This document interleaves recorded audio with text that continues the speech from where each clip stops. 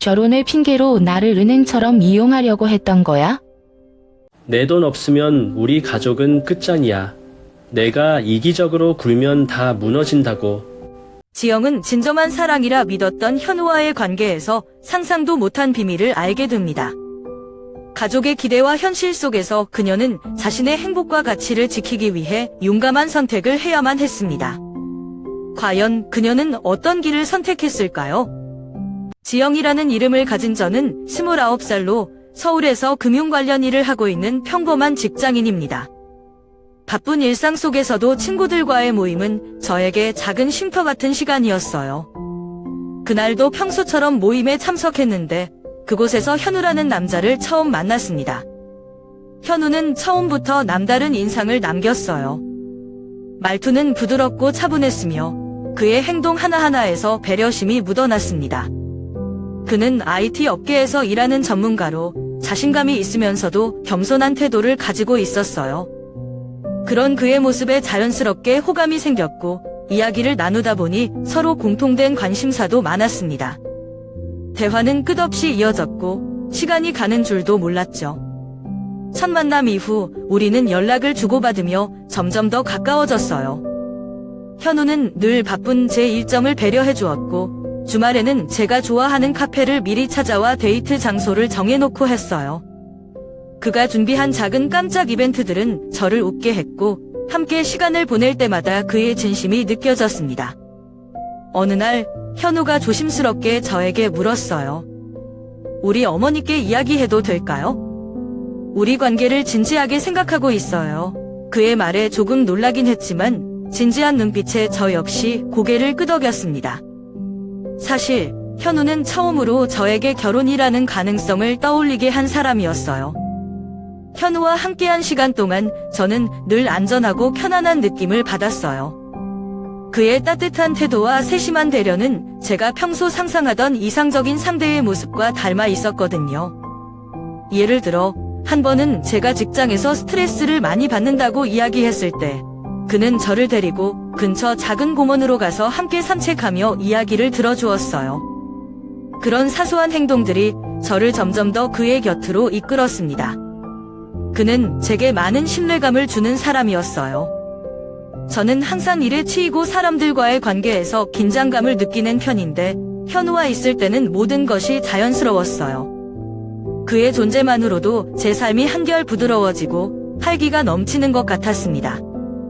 현우는 제가 결코 서두르지 않게 해줬습니다. 그와 함께 있으면 제가 있는 그대로의 모습으로 사랑받고 있다는 확신이 들었어요. 그렇기에 우리는 서로에게 조금씩 더 마음을 열었고 점점 깊은 대화를 나누기 시작했습니다. 서로의 어린 시절 이야기부터 인생의 목표, 가족에 대한 생각까지 이야기의 주제는 끝이 없었어요. 시간이 지나면서 우리는 서로의 가족에 대해 자연스럽게 이야기를 나누기 시작했습니다. 현우는 자신의 부모님이 전통적인 사고방식을 가지고 계신 분들이라면 가끔 우려를 표하기도 했지만 저를 소개하고 싶다는 의지는 강하게 드러냈습니다. 그 말을 들을 때마다 그의 진심이 전해졌고 저 역시 그와 함께하는 미래를 상상하기 시작했어요. 현우와의 관계는 제게 이상적인 사랑과 믿음을 보여주었습니다. 그는 저를 항상 존중했고 그런 모습은 저에게 진정한 안정감을 주었어요. 언젠가 그와 가족들을 만나게 될 날을 기대하며 저는 이 관계가 앞으로도 계속 행복으로 이어질 것이라는 믿음을 가지고 있었습니다. 모든 일이 달라지기 시작한 건 현우의 집을 처음 방문했을 때였어요. 경기도에 있는 그의 집은 전통적인 한옥 스타일로 꾸며져 있었고 오래된 나무 기둥과 따뜻한 분위기가 느껴지는 공간이었습니다. 현우의 어머니 수진 씨는 처음부터 저를 환영하는 듯한 미소를 지으며 친절하게 대해주셨습니다. 하지만 그 미소 뒤에는 알 수 없는 무게감이 있었습니다. 처음에는 모든 게 순조로운 것처럼 보였어요. 어머니는 제가 오랜 시간 차를 타고 오느라 피곤하지는 않았는지 걱정해 주셨고 정성스럽게 준비한 음식을 함께 나누며 대화를 나눴습니다. 그녀는 제가 어떤 일을 하고 있는지 회사에서의 역할은 무엇인지에 대해 유독 관심을 보였어요.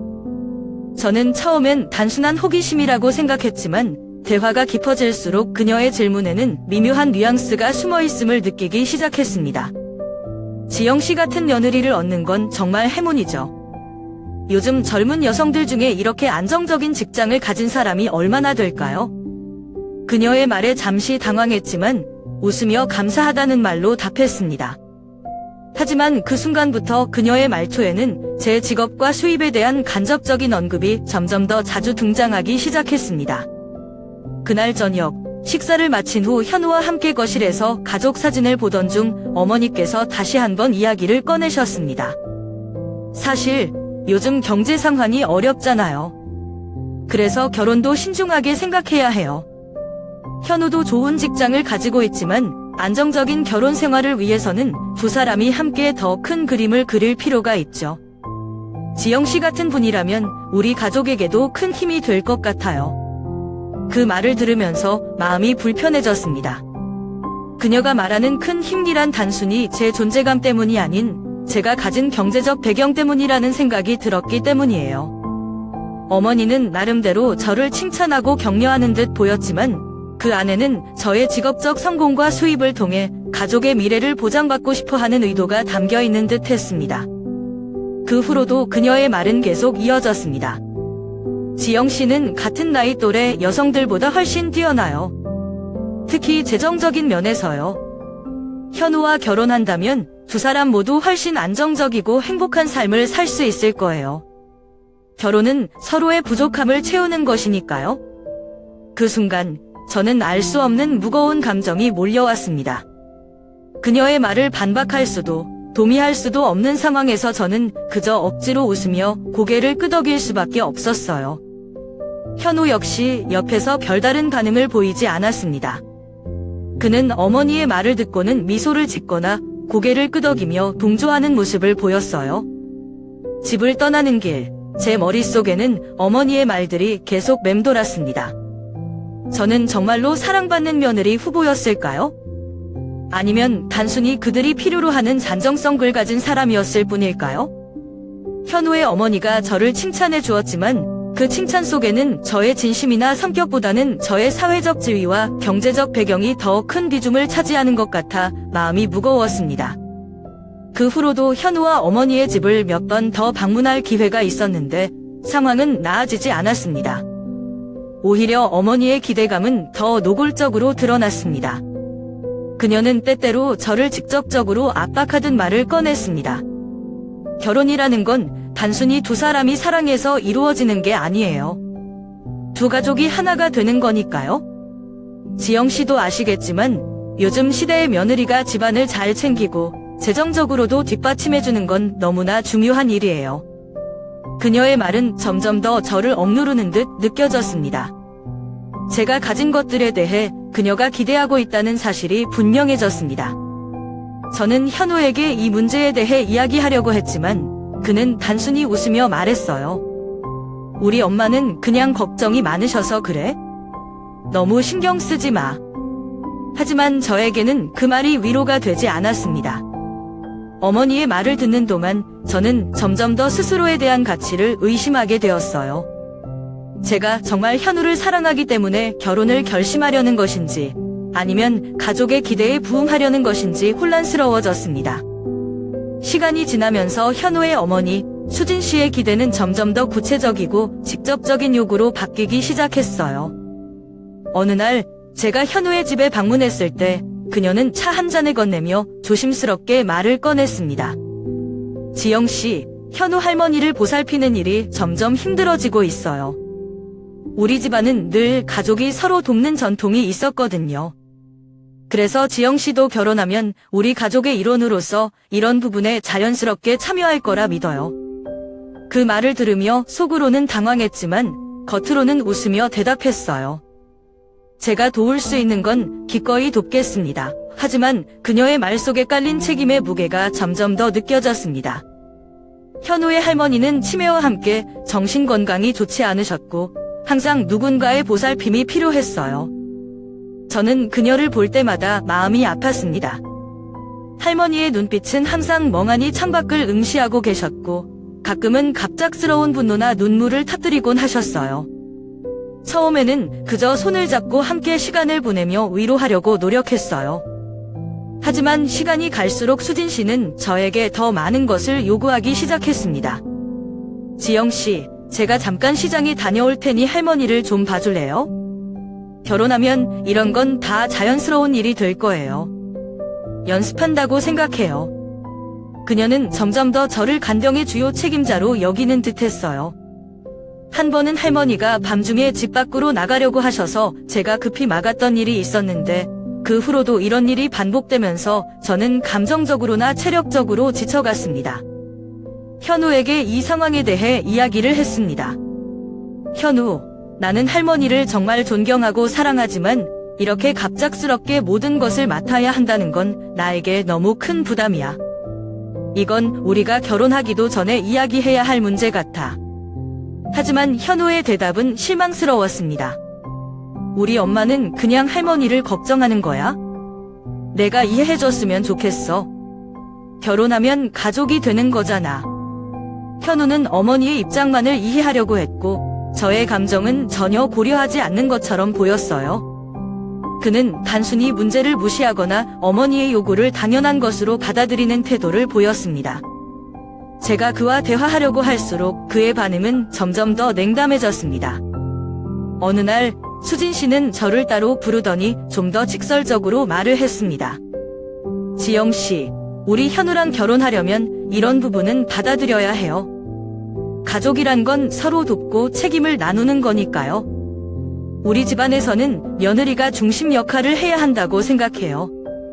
현우도 이런 부분에 대해 자랑스러워할 거예요. 그녀의 말은 마치 제가 결혼 전부터 이미 며느리로서의 책임을 져야 한다는 뜻처럼 들렸습니다.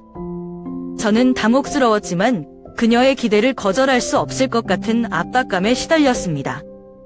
시간이 지나면서 저는 점점 더 혼란스러워졌습니다. 현우와 그의 가족에 대한 사랑과 책임 사이에서 갈등했어요. 현우는 항상 어머니의 의견을 지지했고 제가 느끼는 부담감이나 불안을 전혀 이해하려 하지 않았습니다. 그는 단순히 저에게 내가 잘할 수 있을 거야 라고 말했을 뿐이에요. 저는 결국 혼자서 이 상황을 감당해야 했습니다. 어머니의 요구는 점점 더 구체적이 되었고 제가 해야 할 일의 범위는 늘어나기만 했습니다.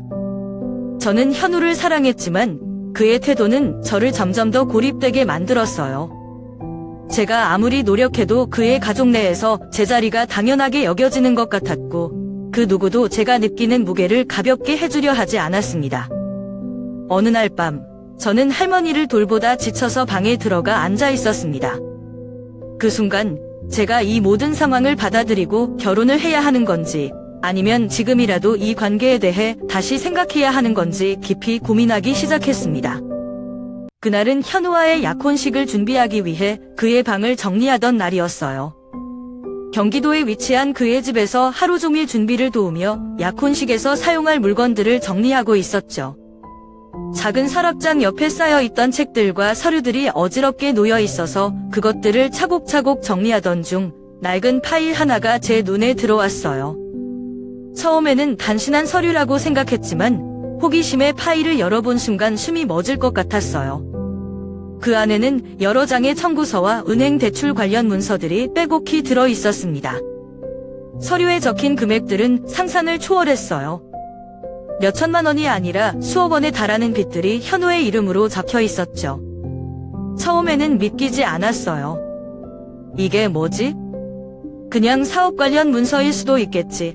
하지만 아무리 생각해도 이건 단순한 사업 자금 조달이 아니었어요.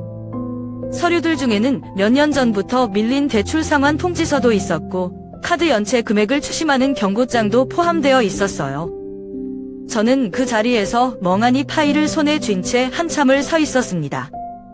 마침 그때 현우가 방에 들어왔습니다. 제가 파일을 들고 있는 모습을 본 그는 순간 표정이 굳어졌어요. 이게 뭐야? 라고 묻는 제 질문에 그는 약간 당황한 듯 웃으며 파일을 저에게서 빼앗으려 했어요. 아, 그냥 사업 자금 때문에 대출받은 거야? 별일 아니야. 그의 말투는 무심했지만 저는 그가 진실을 숨기고 있다는 걸 느낄 수 있었어요. 사업 자금이라고? 그런데 왜 이렇게 많은 금액이고 왜 지금까지 한마디도 하지 않았어? 그는 잠시 말을 멈추고 대답을 피하려는 듯 방안을 서성였어요. 그러더니 마지못해 입을 열었습니다. 사실 사업이 잘 안 풀려서 조금 어려운 상황이야. 하지만 걱정하지 마. 이 결혼하면 우리 둘이 함께 해결할 수 있을 거야. 그의 말을 듣는 순간 머릿속이 하얘졌습니다. 결혼을 통해 이 문제를 해결하겠다는 그의 말은 마치 저를 그의 문제를 해결하기 위한 도구로 삼으려는 것처럼 들렸어요. 현우, 이게 무슨 소리야? 결혼이 어떻게 빚을 해결하는 방법이 될 수 있어? 나한테 말도 없이 이런 문제를 숨긴 채 결혼을 준비한다는 게 말이 돼? 하지만 그는 제 반응을 이해하지 못하는 듯한 표정을 지으며 이렇게 말했어요. 넌 나를 사랑하잖아.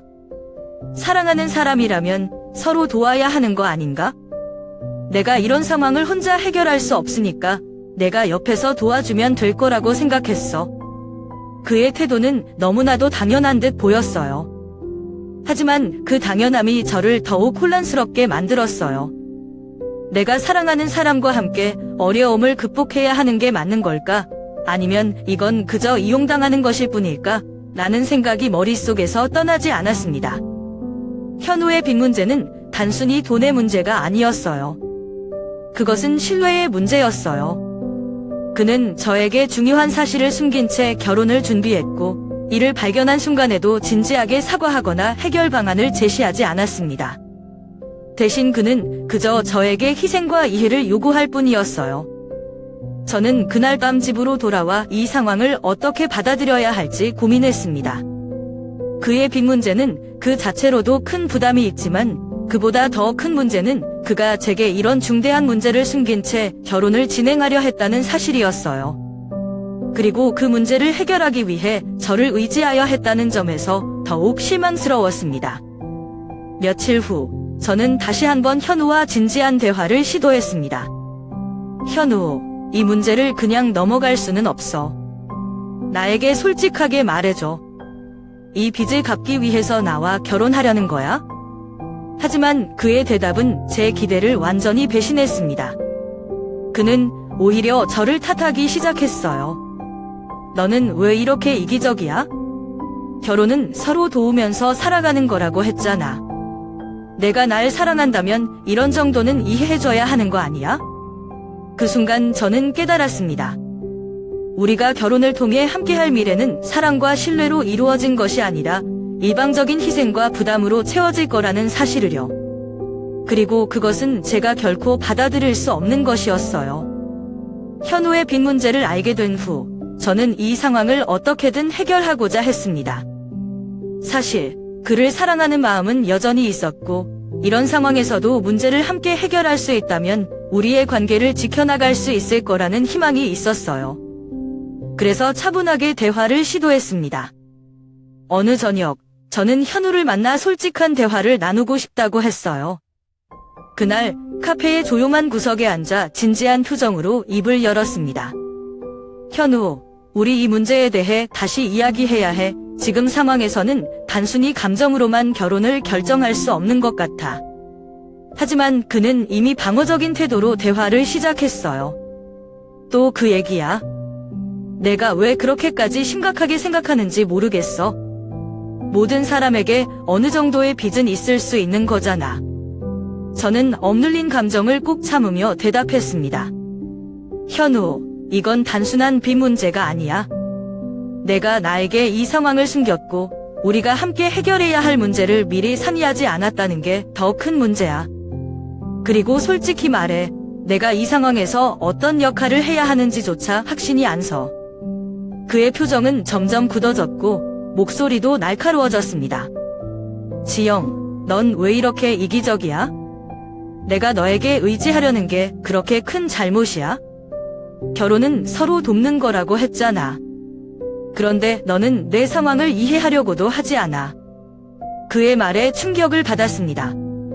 제가 문제를 해결하려는 마음으로 대화를 시작했지만 그는 저를 탓하며 오히려 제가 잘못한 것처럼 몰아세우고 있었습니다. 내가 이기적이라고? 현우, 내가 내 상황을 이해하려고 노력하지 않았다면 이 자리에서 대화조차 하지 않았을 거야.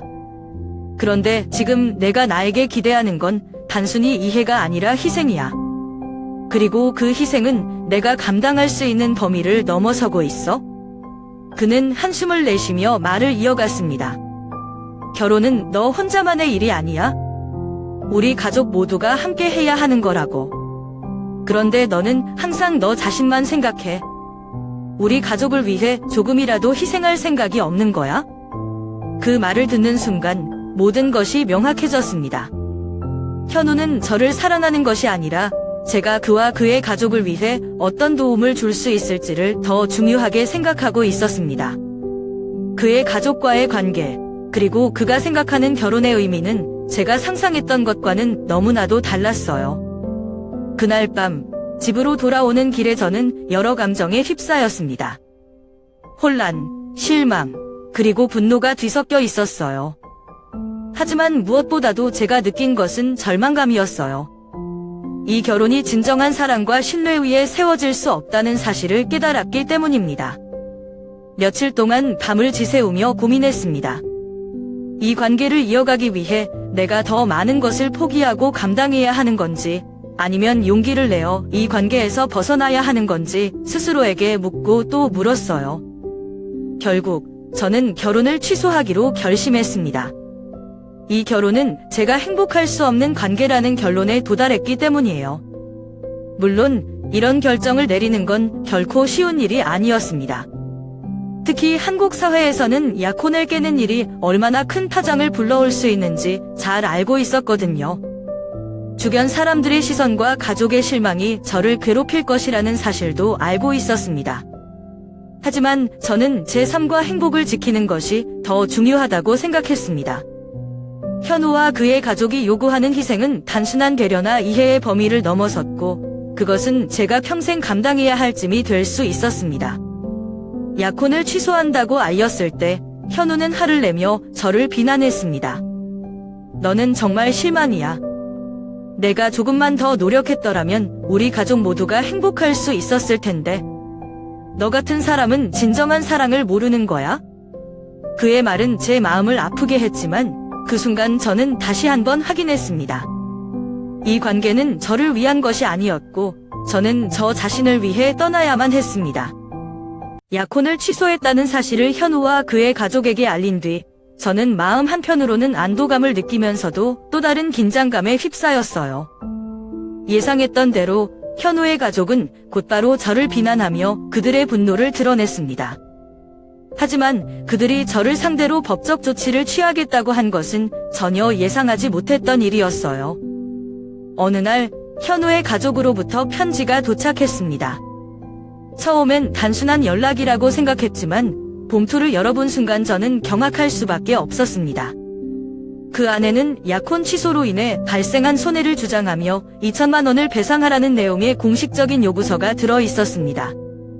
그들은 제가 약혼을 파기함으로써 그들의 명예를 실추시켰고, 그로 인해 사회적 비난을 받았기 때문에 손해를 입었다고 주장했습니다. 그뿐만 아니라 그들은 현우와의 교제 기간 동안 그들이 저에게 준 선물들을 모두 돌려달라고 요구했어요. 명품 가방, 귀걸이, 심지어는 작은 기념품까지 포함되어 있었습니다. 그들의 요구는 너무나도 황당했고 저는 그 편지를 읽는 내내 분노와 실망감에 휩싸였습니다. 도대체 왜 내가 이런 일을 당해야 하지? 라는 생각이 끊임없이 머리를 맴돌았어요. 저는 현우와 그의 가족에게 진심으로 다가가려고 노력했지만 그들은 이제 저를 마치 자신들의 실패를 보상해야 할 대상으로 여기고 있었습니다. 그날 밤 저는 부모님께 이 사실을 알렸습니다. 부모님은 처음에는 충격을 받으셨지만 곧 저를 위로하며 힘을 주셨어요. 지영아, 내가 잘못한 건 하나도 없어. 이건 분명히 부당한 요구야. 우리 가족이 너를 지켜줄 테니까 걱정하지 마라. 하지만 저는 이 문제를 감정적으로만 대응하고 싶지 않았습니다. 법적으로도 이 상황에 맞서 싸워야 한다고 판단했어요. 그래서 다음 날 저는 법률 상담을 받기 위해 변호사를 찾았습니다. 변호사는 제가 들려준 이야기를 듣고 곧바로 문제의 심각성을 파악했습니다. 지영 씨, 이건 단순한 약혼 취소 문제가 아니에요. 현우 씨 가족이 약혼을 빌미로 경제적 이득을 취하려고 했던 흔적이 분명합니다.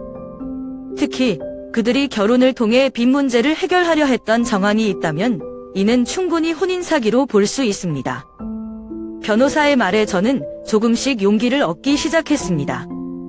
저는 지금까지 현우와 그의 가족에게 주눅 들어 있었지만 그들의 요구가 얼마나 부당한지 법적으로도 증명할 수 있다는 생각이 들었어요. 현우 가족을 상대로 법적 대응을 결심한 후 저는 그들의 부당한 요구와 행위들을 증명하기 위해 가능한 모든 증거를 모으기 시작했습니다. 제게는 몇 년간 현우와 주고받은 메시지와 이메일이 남아 있었고 그 안에는 그가 저와의 결혼을 통해 자신의 재정 문제를 해결하려 했음을 암시하는 내용들이 있었습니다. 특히 결혼 이후의 생활비나 빚 상환에 대한 현우의 말은 명백히 그의 의도를 보여주는 중요한 단서가 되었습니다. 현우 가족과의 대화 기록 또한 중요한 증거가 되었어요. 그들의 대화 속에는 제가 경제적으로 안정되어 있기 때문에 이상적인 며느리라는 뉘앙스를 담은 말들이 자주 등장했어요. 처음에는 그저 칭찬으로 받아들였던 말들이었지만 이제는 그들의 계획을 엿볼 수 있는 단서로 보였습니다. 하지만 증거를 모으는 동안 현우 가족은 가만히 있지 않았습니다. 그들은 제 주변 사람들에게 저에 대한 부정적인 이야기를 퍼뜨리기 시작했어요. 지영이는 우리 가족을 배신한 사람이야. 그녀는 책임감도 없고 결국 자기 이익만을 생각했어. 이런 말들이 친구들과 지인들 사이에서 퍼져나갔고 제게 직접 연락을 해묻는 사람들도 생겼습니다. 저는 이런 소문들로 인해 너무나도 큰 스트레스를 받았습니다. 사람들은 사실 여부를 확인하지 않은 채 저를 판단했고 일부 동료들은 저를 멀리하기 시작했어요. 심지어는 직장에서 약혼을 깨고 소송까지 하는 여자라는 이야기가 돌며 제 명예가 실추되는 듯한 느낌이 들었습니다. 가장 고통스러웠던 건 이런 상황에서 홀로 싸워야 한다는 외로움이었습니다. 물론 가족과 변호사가 제 곁에서 큰 힘이 되어 주었지만 매일매일 퍼지는 새로운 소문들과 끝없이 이어지는 비난 속에서 저는 점점 지쳐갔습니다. 밤이 되면 이 모든 상황이 제 잘못인 것처럼 느껴질 때도 있었어요. 하지만 그런 순간에도 저는 스스로에게 다짐했습니다. 이건 내가 잘못한 일이 아니야? 내가 오히려 피해자인 상황에서 물러날 수는 없어. 끝까지 싸워야 해. 증거를 모으는 과정은 길고 고됐습니다. 때로는 과거의 메시지를 다시 읽는 것만으로도 마음이 아프고 분노가 치밀어 올랐어요. 하지만 저는 한 가지 사실에 집중하려고 노력했어요. 이 증거들이 제가 얼마나 부당한 대우를 받았는지를 명확히 증명해 줄 거라는 믿음이었어요. 현우 가족은 시간이 지나면서 더 노골적으로 저를 압박하기 시작했습니다. 그들은 저에게 직접 연락을 시도하기도 했고 메시지를 통해 합의하자며 요구를 했습니다. 그들은 때때로 제 감정에 호소하기도 했어요. 우리는 내가 우리 가족을 망신시켰다고 생각하지 않아. 하지만 이 상황을 더 키우지 않기 위해 내가 조금만 양보해주면 좋겠어. 그들의 말은 겉으로는 화해를 원하는 것처럼 보였지만 실상은 여전히 저에게 책임을 전가하려는 태도를 담고 있었습니다. 저는 변호사의 조언을 받아 그 어떤 직접적인 연락에도 응답하지 않았습니다. 모든 연락은 변호사를 통해 진행되었고 그들이 보낸 메시지와 이메일은 또 다른 증거로 추가되었습니다. 하지만 그들의 압박은 물러서지 않았습니다. 현우 가족은 소송이 진행되는 동안 계속해서 주변 사람들을 동원해 저를 괴롭히려 했습니다. 그들은 저의 친한 친구들에게도 연락을 취하며 제가 얼마나 냉정하고 이기적인지 말하려 했습니다. 다행히도 제 이야기를 믿고 제 편에 서준 친구들이 있었지만 이런 시도들 자체가 저를 심리적으로 지치게 했습니다. 저는 점점 더 단단해질 수밖에 없었습니다. 그들의 공격이 흔들리지 않기 위해 스스로를 다잡았고 저를 지지해주는 사람들에게 의지하며 버텼어요. 변호사와의 상담을 통해 준비한 소송 자료는 점점 더 구체적이고 탄탄해졌습니다. 특히 현우 가족이 제게 선물을 준 뒤 이를 약혼 파기로 돌려받으려는 시도는 법적으로도 부당하다는 판단을 받을 가능성이 높았습니다. 소송이 시작되자 법정에서는 양측의 주장이 팽팽하게 대립했습니다. 현우 가족은 여전히 자신들이 피해자라고 주장하며 제가 약혼을 파기한 이유가 자기중심적인 욕심 때문이라는 논리를 펼쳤습니다. 하지만 제가 준비한 증거들은 그들의 주장을 반박하기에 충분했습니다. 법정에서 제가 제출한 메시지와 이메일은 그들의 숨겨진 의도를 명확히 보여주었습니다. 결혼을 통해 빚을 해결하려 했던 현우의 메시지, 그리고 저를 경제적 자원으로 보았던 가족들의 발언은 법적으로 그들의 잘못을 증명하는 데 큰 역할을 했습니다. 소송이 진행되는 동안 저는 여전히 긴장의 끈을 놓을 수 없었지만 한 가지는 분명히 깨달았습니다. 이 싸움은 단순히 저를 위한 것이 아니라 모든 사람들에게 부당한 대우를 받아서는 안 된다는 메시지를 전하는 중요한 일이었습니다. 몇 달 동안 지속된 소송 끝에 마침내 법원이 양측에게 합의를 권고했습니다. 변호사와 함께 숙고 끝에 저는 양측이 서로의 요구를 어느 정도 수용하면서도 앞으로 더 이상의 갈등을 피할 수 있는 조건으로 합의안을 작성하기로 결정했습니다. 현우의 가족은 2천만 원의 배상금을 저에게 지급해야 했고, 그들은 제가 약혼을 파기한 이유를 왜곡하거나 저를 비방하는 행동을 중단할 것을 약속해야 했습니다. 반대로 저는 그들이 선물로 준 물건 중 일부를 반환하기로 동의했습니다. 물론 이 결정은 쉽지 않았지만 더 이상의 소모적인 싸움을 끝내기 위해서는 필요한 선택이었습니다. 합의 과정은 여전히 긴장의 연속이었습니다. 합의안을 작성하는 자리에서 현우의 가족은 처음부터 불만을 표시하며 자신들이 얼마나 억울한지 계속 주장했습니다. 우리가 이렇게까지 해야 하는 이유를 모르겠어요. 지영 씨가 우리 가족에게 얼마나 큰 상처를 줬는지 아세요? 그들의 말에 화가 치밀었지만 저는 차분하게 대응하려고 노력했습니다. 변호사가 중재하며 저를 대신해 말했습니다. 여기까지 오게 된 건 양측 모두 책임이 있습니다. 하지만 지금 중요한 건 앞으로 더 이상의 갈등을 방지하는 것입니다. 그들은 여전히 불만스러운 표정을 지었지만 결국 합의안에 서명하기로 했습니다. 현우는 그 자리에 없었고 그의 부모님이 모든 과정을 대표했습니다. 저는 그들의 서명을 확인한 후 조용히 펜을 들어 제 이름을 적었습니다. 서명을 마친 뒤 변호사가 문서를 정리하며 말했습니다. 이제 모든 것이 끝났습니다. 앞으로 서로를 간섭하지 않고 각자의 길을 가는 것으로 마무리합시다. 그 말을 듣는 순간 저는 긴 숨을 내쉬었습니다. 몇 달간의 긴장과 불안, 그리고 심리적인 압박에서 드디어 벗어날 수 있다는 생각에 눈물이 날 것 같았어요. 그동안의 시간은 너무나 힘들었고 제 인생에서 가장 어두운 시기 중 하나였습니다. 하지만 이제는 끝났다는 사실이 저를 위로해 주었습니다. 그날 저녁, 집으로 돌아가는 길에 저는 마음속에서 묵직했던 짐이 조금씩 내려가는 것을 느꼈습니다. 물론 완전히 홀가분한 기분은 아니었어요. 싸움은 끝났지만 그 과정에서 받은 상처와 실망감은 쉽게 치유될 수 없을 거라는 걸 알고 있었습니다. 집에 도착한 후 부모님과 함께 앉아 이야기를 나눴습니다. 부모님은 제게 따뜻한 차를 건네며 말했습니다. 지영아, 정말 고생 많았다. 이제는 내가 행복해질 일만 남았어. 이 모든 일은 너를 더 강하게 만들었을 거야. 그 말을 듣는 순간 저는 눈물을 참을 수 없었어요. 부모님은 항상 제 편이 되어주셨고 제가 힘들 때마다 큰 힘이 되어주셨습니다. 그들의 격려는 제가 이 모든 과정을 견뎌낼 수 있었던 이유 중 하나였습니다. 합의 후 며칠이 지나면서 제 일상은 조금씩 안정되기 시작했습니다. 소송이 끝난 뒤 현우 가족의 연락은 끊겼고 주변의 소문도 점차 사라졌습니다. 저는 다시 직장에 복귀해 업무에 집중하려고 노력했습니다. 물론 완전히 평온해지기까지는 시간이 필요했지만 저는 매일 조금씩 앞으로 나아가고 있음을 느꼈습니다. 합의 과정에서 돌려준 선물들에 대해 후회는 없었습니다. 그것들은 저에게 좋지 않은 기억을 떠올리게 할 뿐이었고 저는 그와 관련된 모든 것을 정리하고 싶었어요.